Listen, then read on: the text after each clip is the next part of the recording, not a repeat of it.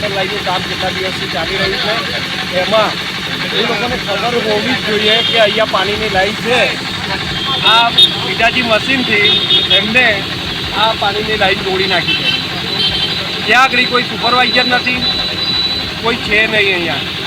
આ લોકો કામ કરે છે, કોર્પોરેશનનો કોઈ માણસ હોવો જોઈએ અને આ લોકો એમનું મન ફાવે એવું કામ કરે છે. તોડી કાઢ્યું છે આ પાણીની લાઈન. કેટલા પાણીનું વેડફાટ થઈ રહ્યું છે. છેલ્લા દોઢ બે કલાકથી આ પાણીનો વેડફાટ થાય છે અને આ કિચકોલી સર્કલના એકદમ 2-3 મહિનાથી તો કામગીરી ચાલે જ છે અને આ પાણીનું હવે આ લાઈનમાં એ લોકોએ ભંગાણ કરી દીધું છે. હવે 2-3 કલાકથી પાણી વેસ્ટ જ જાય છે અને કોન્ટ્રાક્ટર બી કંઈક સમયસર આવતા નહીં. રાતના આ લોકો કામ કરે છે અને કોન્ટ્રાક્ટર રાતના આરામ કરતા હોય અને ખરેખર તો દિવસે બી કામ કરવું જોઈએ. કોન્ટ્રાક્ટરે હાજરીમાં કામ થવું જોઈએ. આ બધું કિચકોલી સર્કલ જે પહેલેથી જ ટ્રાફિકની સમસ્યાથી ઘેરાયેલું છે, ત્યાં હવે પાણીના ભરાવાના કારણે વાહન ચાલકો અને રાહદારીઓની મુશ્કેલીમાં વધારો થયો છે.